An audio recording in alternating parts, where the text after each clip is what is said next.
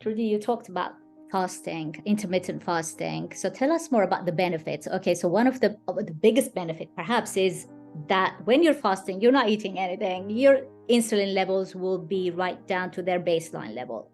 And that's a good thing, right?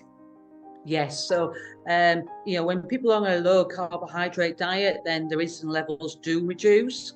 But, even protein and even fat, eating something can still rise insulin levels a little bit. So by having longer periods throughout a 24-hour period where they're not eating can actually really help to get those insulin levels down, which allows them, we talk about it as like releasing the padlock from their fat cells.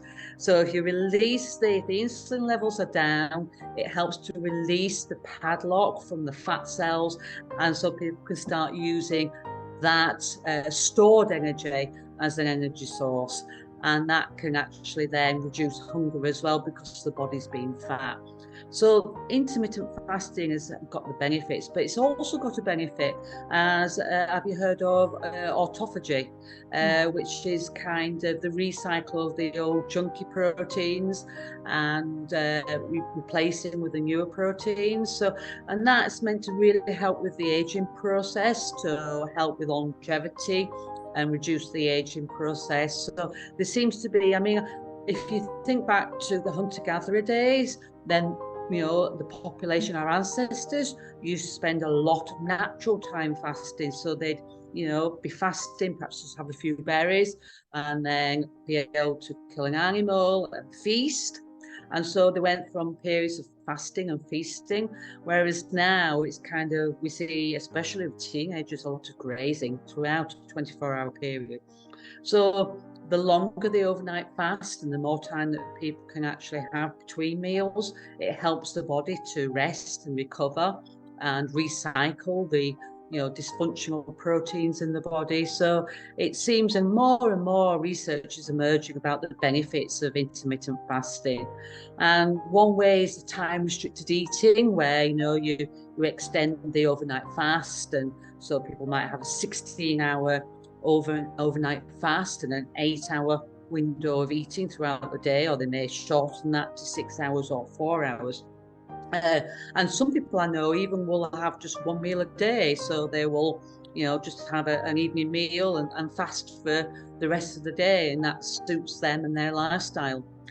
Other people would prefer to have 3 meals a day on most days, but have 2 or 3 days in the week where they really kind of take their energy intake down to perhaps a quarter of what they normally have. So we call that the 5-2, or the or the 4-3, whichever way we want to do it. There's no rules, and fasting doesn't cost money, because when you're not eating, you're not spending money. So, well, not spending money on food anyway.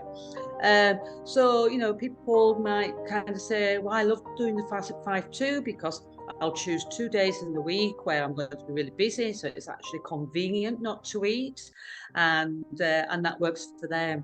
So we really work with individuals and say, find out what works for you. No size fits all. One size doesn't fit all. You find out what works for you. But they only are able to make those informed decisions after the education. So they come to the self-management education, and then they feel so much more knowledgeable and confident to make those informed decisions. And experiment. We say experiment on yourself to find out what works for you. I mean, if you try something and it doesn't work for you, you've learned from that experience, and and everything's important.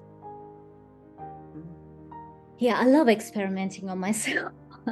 I'm even as a type 1 diabetic, I've done a couple of long extended fasts. One was 90 hours, the other one was 100 hours, which is just under 5 full days. So I've done it safely. I've actually written a detailed blog on that, and I have a Facebook group for type 1 diabetics who do fasting. And I found that there are crazy type 1s around the world who are doing the same thing, because we're constantly told, no, you're type 1, you can't do fasting. No, you're type 1, you must eat your carbs. No, you're type 1, you must eat 6 times a day, 6 meals a day. Oh, you must take insulin.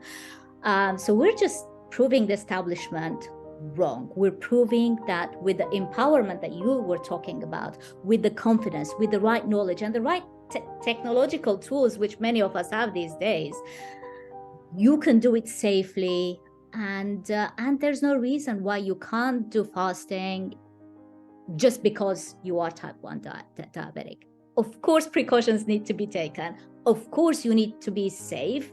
And that's very important. I emphasize that every single day in my group. This isn't a game. This isn't, a race. But it can be done. And I just don't understand why we're constantly telling type 1 diabetics, I sound like I have a chip on my shoulder, I mentioned that, because I do, I actually do, like, oh, you're type 1, you can't do this.